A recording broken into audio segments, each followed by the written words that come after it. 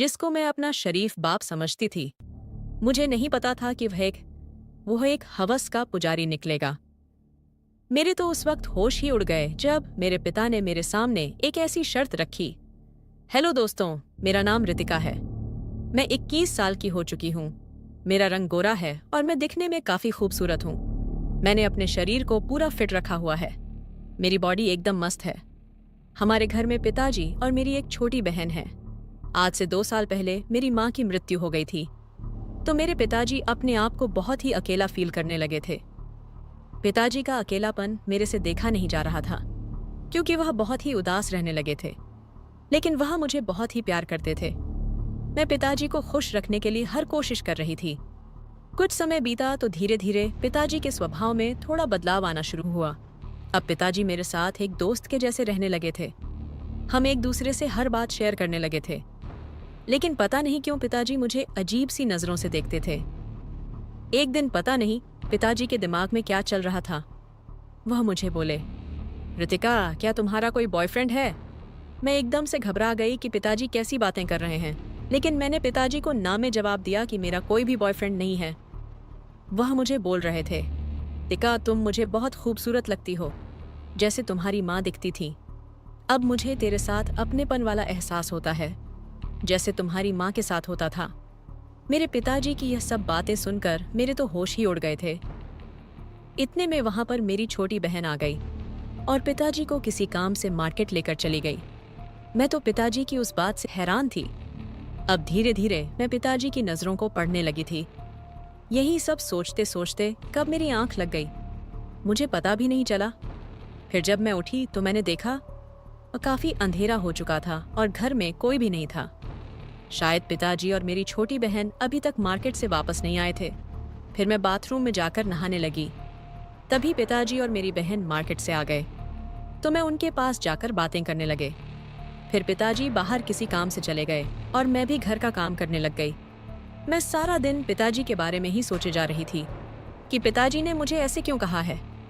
फिर तभी मेरी एक सहेली मेरे पास आई और बोली, अरे रितिका, तुम क्या सोच रही हो?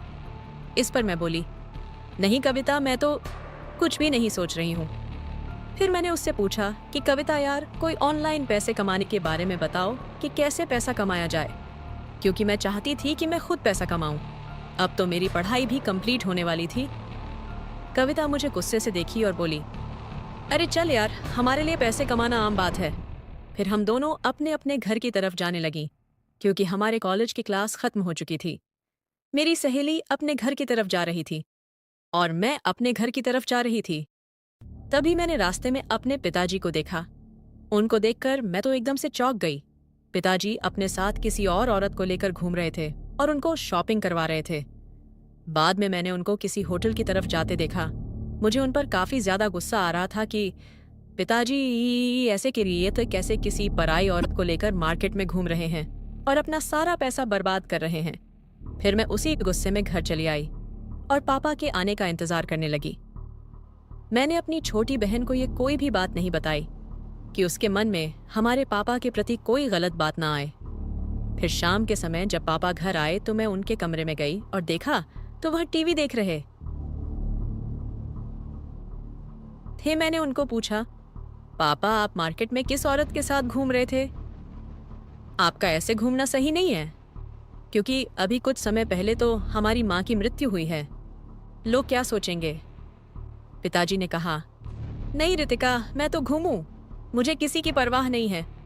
उसके साथ घूमने में मुझे काफी मजा आता है और मेरे लिए यही सही है। अब नहीं घूमूं तो कब घूमूं? वह मुझे गुस्से में बोल रहे थे। मैंने उनको बहुत बार समझाया कि आप ऐसा मत करो, लेकिन वह नहीं मान रहे थे। मेरे बहुत कोशिशों के बाद वह बोले, ठीक है, उसके साथ नहीं घूमूं, लेकिन मेरी भी एक शर्त है।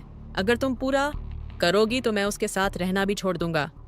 मैं बोली, हाँ बताइए, क्या शर्त है आपकी? तो पिताजी तुरंत बोले, जैसे मेरे साथ वह घूमती है, आज से तुम मेरे साथ घूमोगी और मेरी जरूरतों को भी पूरा करोगी। मैंने उनको कहा, नहीं, यह नहीं हो सकता। मैं भला क्यों ऐसे आपके साथ घूमने लगूं? तो इस पर पिताजी बोले, तो फिर ठीक है, मुझे मत समझाओ। मैं जो भी कर रहा हूं तुम मुझे मत बोलो। फिर मैं बोली, चलो ठीक है, शाम को सोचकर बताती हूँ। इतना कहकर मैं उनके कमरे से अपने कमरे में चली आई और बैठकर सोचने लगी।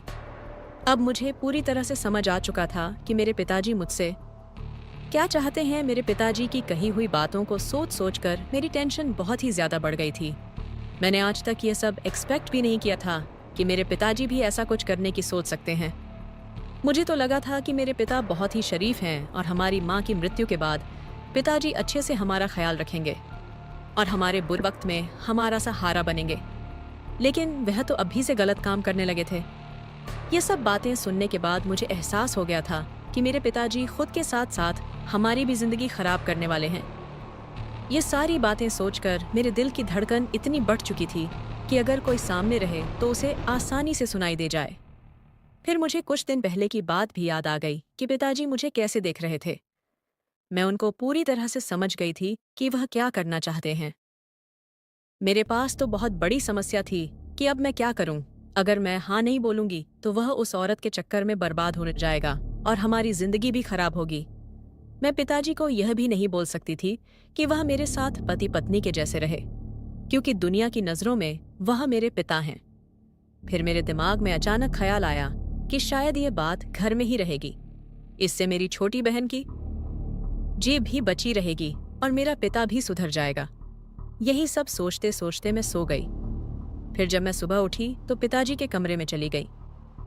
शुरू में तो मैंने पिताजी को बहुत समझाया, लेकिन वह मेरी एक भी बात सुनने को राजी नहीं थे।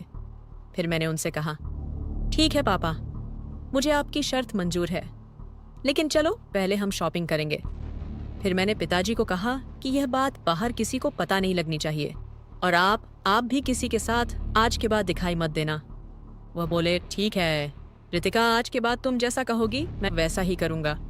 पिताजी की बातें सुनने के बाद मैं उनके पास गई, जिसके साथ मेरे पिताजी इधर उधर घूमते थे, और उन्हें अच्छे से समझा कर आई। फिर घर आकर मैं अपनी छोटी बहन के पास चली गई और नाश्ता बनाने लगी, क्योंकि आज रविवार था तो हमें कहीं नहीं जाना था।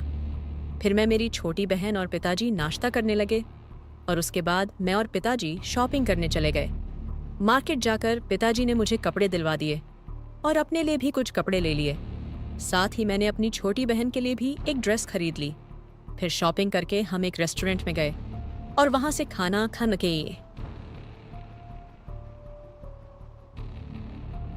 खाकर घर चले आए। फिर शाम होते ही मेरे पिताजी मुझसे कहने लगे, चलो अब अपनी शर्त पूरा करो।